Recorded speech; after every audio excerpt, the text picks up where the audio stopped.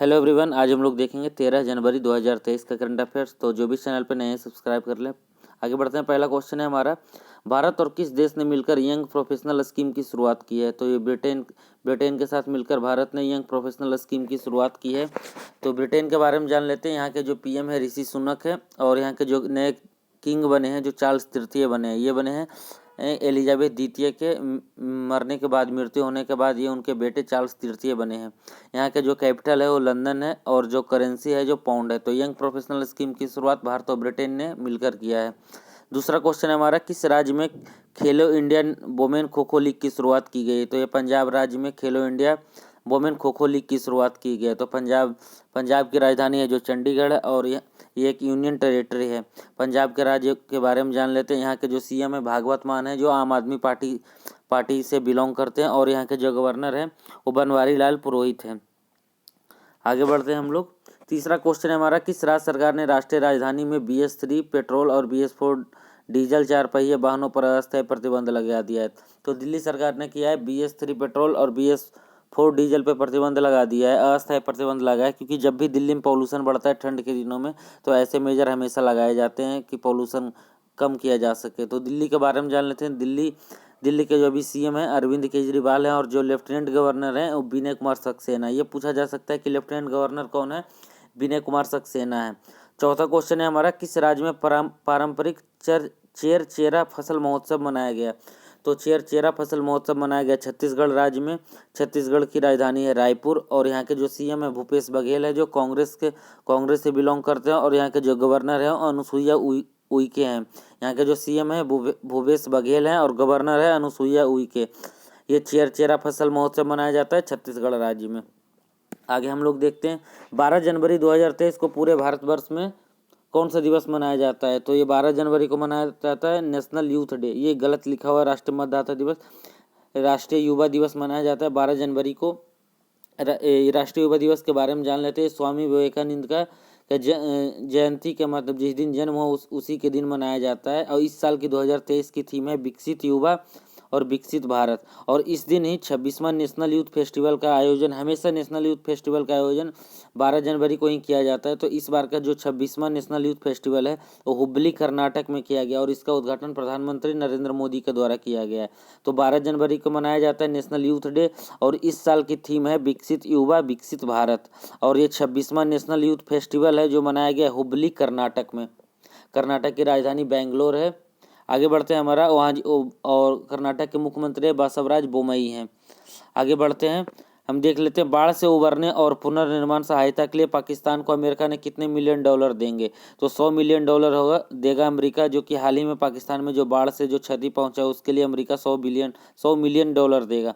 पाकिस्तान के जो अभी पीएम है वो शहबाज शरीफ हैं, और यहाँ के जो प्रेसिडेंट है, राष्ट्रपति हैं आरिफ अलवी, और जो नए आर्मी चीफ बने हुए हैं वो असीम मुनीर है। तो हम लोग इसके बारे में ये देख रहे थे, कर्नाटक के जो मुख्यमंत्री बसवराज बोमई हैं, और जो राज्यपाल मैं बताना भूल गया था वो थावरचंद गहलोत हैं। थावरचंद गहलोत यहाँ के राज्यपाल है, और मुख्यमंत्री बसवराज बोमई हैं। आगे बढ़ते हैं। 7वां क्वेश्चन है हमारा, दिसंबर 2022 के लिए ICC men's player of the month award किसने जीता है? तो दिसंबर मंथ के लिए ICC men's player of the month का अवार्ड हैरी ब्रूक ने जीता है, जो इंग्लैंड के प्लेयर है। 8वां क्वेश्चन है हमारा, दिसंबर 2022 के लिए ICC women's player of the month का अवार्ड किसने जीता है? तो एस गार्डनर ने जीती हैं, जो महिला हैं, और ये ऑस्ट्रेलिया से बिलोंग करती हैं। तो ICC women's player of the month का अवार्ड जीता है एस गार्डनर, जो ऑस्ट्रेलिया से बिलोंग करते हैं। 9वां हमारा, गेंदों का सामना करने के मामले में T20 इंटरनेशनल क्रिकेट में सबसे तेज 1500 रन बनाने वाले खिलाड़ी कौन बन गए हैं? तो सबसे तेज 1500 रन बनाने वाले T20 इंटरनेशनल में सूर्य कुमार यादव हैं, जिन्हें स्काई के नाम से भी जाना जाता है। 10वां प्रश्न हमारा, किस खिलाड़ी ने अपने कैरियर का 92वां टूर खिताब जीता है? तो नोवाक जोकोविच हैं, जो 92वां टूर खिताब जीता है। ये बिलोंग करते हैं सर्बिया से। अगले हमारे 11वां क्वेश्चन, किसे हाल ही में पतंग राव कदम पुरस्कार से सम्मानित किया गया? तो पतंग राव कदम पुरस्कार से सम्मानित किया गया है आधार पूनावाला को, जो सीरम इंस्टीट्यूट ऑफ इंडिया के CEO हैं, चेयरमैन हैं। 12वां क्वेश्चन है हमारा, किस राज्य के मुख्यमंत्री ने तमिल डायस्पोरा के लिए एक निवेश मंच स्टार्टअप तमिलनाडु के ग्लोबल तमिल एंजल्स का शुभारंभ किया है। तो तमिलनाडु के मुख्यमंत्री M.K. स्टालिन ने स्टार्टअप को बढ़ावा देने के लिए जो तमिल डायस्पोरा उनको निवेश के लिए स्टार्टअप TN की शुरुआत किया है। तो तमिलनाडु के मुख्यमंत्री हैं M.K. स्टालिन है और यहाँ के जो राज्यपाल हैं वो RN रवि हैं। 13वां क्वेश्चन हम लोग देखते हैं, नासा के नए मुख्य प्रौद्योगिकीविद मतलब चीफ टेक्नोलॉजिस्ट के रूप में किसे नियुक्त किया गया है।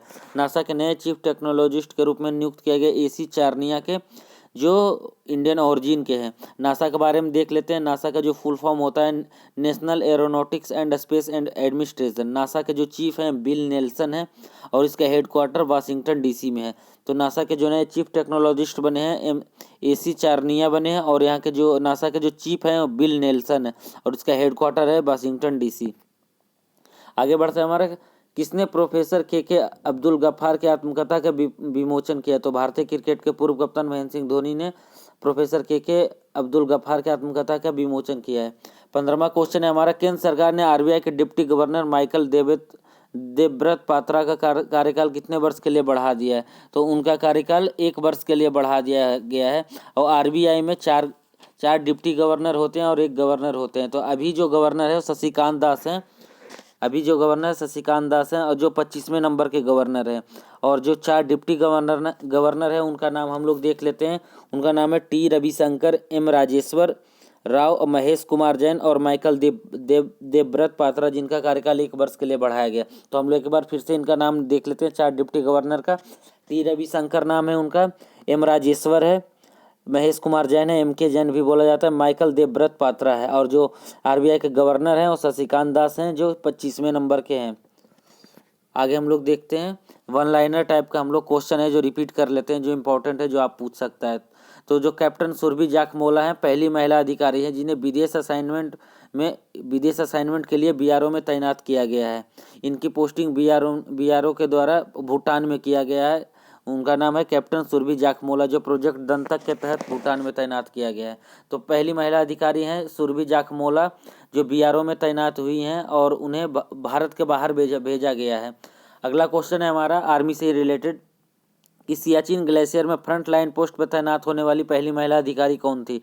तो सियाचिन ग्लेशियर में फ्रंट लाइन पर तैनात होने वाली पहली महिला थी कैप्टन शिवा चौहान, जो कि बिलोंग करती हैं राजस्थान से। और UNSC भारत के बारे में देख लेते हैं। तो दिसंबर 2022 में यूनाइटेड नेशन सिक्योरिटी काउंसिल में सुरक्षा परिषद में यूनाइटेड नेशन के सुरक्षा परिषद में भारत अध्यक्ष बना था दिसंबर मंथ के लिए। तो भारत 2 वर्षों के लिए UNSC का अस्थायी सदस्य बना था, जिसकी अवधि 31 दिसंबर 2022 को समाप्त हो गई। इस अस्थायी सदस्य को उसके कार्यकाल के दौरान 2 बार भारत के इसके अध्यक्षता करने का मौका मिला है। तो थैंक यू एवरीवन, जो भी इस चैनल पे नए हैं सब्सक्राइब कर लें और इसके आप ज़्यादा से ज़्यादा मेमोराइज के लिए आप इसके 1.5 या 1.75 पे भी करके देख सकते हैं। Thank you everyone.